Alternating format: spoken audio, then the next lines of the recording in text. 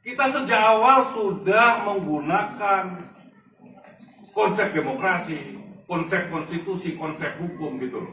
Bahwa ini ada yang salah, ini ada yang tidak transparan, ini ada yang tidak jurdil, ini ada yang melanggar undang-undang.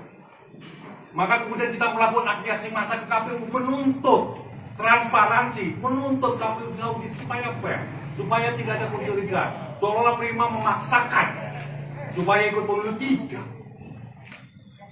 Kami ingin proses ini jujur dan adil.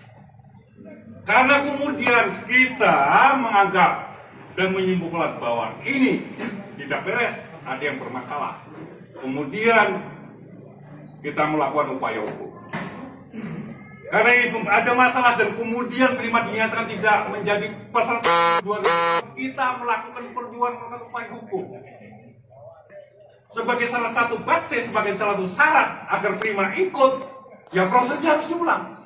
Karena prosesnya penuh manipulasi dan penuh kecurangan. Daripada kemudian hasil pemilu 2024 itu menghasilkan ya negara. Negara itu siapa? Presiden, wakil presiden, DPR, MPR, DPRD, DPD gitu. Tidak clear, ini akan menimbulkan persoalan dan akan menjadi presiden buruk bagi perjalanan dan pembangunan demokrasi di Indonesia. Kami berniat baik. Kalau kemudian penyelenggara penuh fair, kami terima, kami ikhlas. Gitu. Kami sejak awal sudah menyatakan kami ikhlas. Kalau memang dokumen kami tidak memenuhi syarat, tapi dengan catatan buka semuanya, buka data semuanya.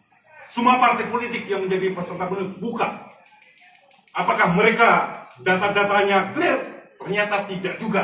Faktanya apa? Di DKPP sekarang sedang disengketakan banyak partai politik yang kemudian dipaksa ya oleh unsur-unsur misalnya dari KPU pusat melalui KPU daerah memaksa untuk meloloskan ini, meloloskan ini. Itu adalah fakta-fakta bahwa proses dan tahapan pemilu tidak clear, tidak jujur dan adil. Jadi saya pikir langkah Prima melakukan upaya hukum ke pengadilan negeri, ya itu adalah langkah terakhir yang sangat tepat. Mau pakai cara apa lagi? Orang hanya berbicara tentang apa namanya politik kepentingan, tapi tidak berbicara tentang substansi demokrasi. Bagaimana akan menghasilkan pemerintahan, akan menghasilkan DPR RI yang bersih, yang legitimate kalau prosesnya tidak benar. Banyak ketua partai politik, tokoh-tokoh atau pengamat-pengamat tidak memahami substansi bahwa proses demokrasi yang kita perjuangkan bersama-sama di tahun 98 itu harus jujur dan adil. Tidak boleh ada yang mengintervensi, tidak adalah boleh yang mengotori itu. Supaya apa? Demokrasi kita sehat, pemerintahan kita legitim. Tidak seperti ini, gelap, curang, manipulasi, menyingkirkan. Itu yang kami tuntut, yang kami rasa bahwa ada tindakan yang tidak adil terhadap partai kami sebagai partai peserta pemilu tahun 2024.